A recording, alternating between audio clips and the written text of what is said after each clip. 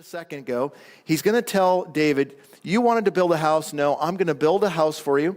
I'm going to give you a kingdom and a throne, and it will endure forever. And that's verse 16. And you really need to underline that because it's really an important text, and it influences the rest of the Bible.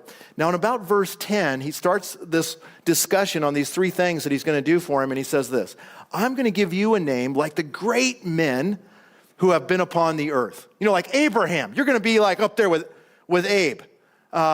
David, people are going to talk about you forever because of what you had in your heart. That's how I'm going to bless you. If you look through the Bible, David's name is mentioned over 1,100 times. That's a pretty big piece of real estate in the Bible, right? In the New Testament, his name is mentioned 60 times. My point simply being is God did exactly that. Now, as David has talked about, it's going to constantly be referring to these four things: the house, the kingdom, and the throne. In fact, it's so important, theologians refer to this piece of the Bible as the Davidic covenant. And what you have to do is understand how the promises of God work towards the future. When people talk about prophecy or not talk about prophecy because they think it's too confusing, it's really not that confusing.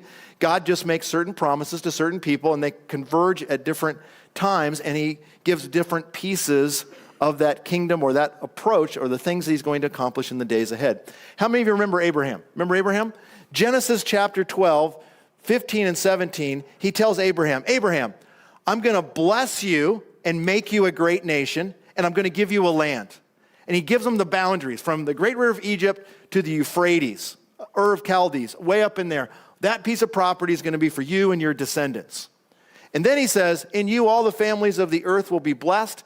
And in the margin of your Bible, you should have Galatians chapter 3, verse 8. It says, this is the preaching of the gospel beforehand, that Jesus is going to come and people from every tribe, tongue, and nation are going to believe in him. So this has to do with the nation. It has to do with the land. And they didn't get anything. And so there's going to have to be some fulfillment down over here because God doesn't lie, right? God doesn't lie. So God's made a promise of some land. Then we have the Mosaic covenant. And people get these confused. And they say, well, this must be the same as this. How many of you know if you have a contract with somebody, it's not the same contract you have with someone else? I mean, how many of you got a contract with a bank on your house? Right? How many of you got a contract with a bank on your car? Are those two things synonymous? They're not synonymous. They're both contracts. They're both covenants, but they're not the same thing. They probably have different terms. You're probably paying maybe more on your interest rate on your car than your house. Hopefully. Anyways, hopefully you got them both paid off. But you get my point, right? And so there's different covenants. So this covenant here, dealing with Abraham, is unconditional. Abraham doesn't have to do anything. The people don't have to do anything. Mosaic covenant comes along, Exodus chapter 20, really going all the way up into the New Testament until Jesus fulfills the law and brings an end to the Mosaic covenant with the new covenant. This piece of real estate is huge in the Bible, but it's conditional.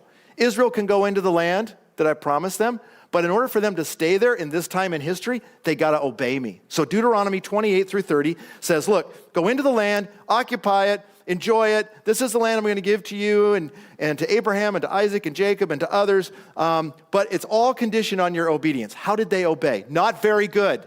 So what happened? God judged them and displaced them among the nations. In these last days, he's brought them back because God's got a plan over here for Israel at the end of the church age. During the Mosaic covenant, during that time, David's living underneath that because what David has in his heart, God says, I'm going to make a special covenant with you. I've already made a covenant with Abraham. Now I'm going to make a covenant with you. You're going to have a house, which means a descendant. You're going to have some descendants, and they're going to have some special blessings. And they're going to have a kingdom that's forever and a throne forever, and these are your children. How many of you like it when your children succeed? I mean, I love it when my kids get a trophy or something happens, right? And so, David, your son's going to have some special blessings. And that's going to be coming together at the millennial kingdom. There's another covenant made 400 years later. During Jeremiah's time, we'll read about it. This deals with the heart. So this deals with the land, the nation and the land. This deals with who's going to be in charge of that land and those people. This here deals with the people's heart. It's called the new covenant. They won't have hearts of stone, but they'll have hearts that love God. Israel will love God in a whole new way when the new covenant comes. Now, Jesus dies on the cross. The new covenant is inaugurated. We're the benefactors of that, but the ultimate fulfillment will be in this millennial kingdom. In other words, do you see the convergence? Abraham, land, nation, leader, kingdom, throne, and a different disposition in the hearts of the people. And we'll start with the millennial kingdom and go forward. This is huge. You get this wrong, and a lot of the Bible doesn't make sense. Get this right, and it goes, oh, the pieces all fit together.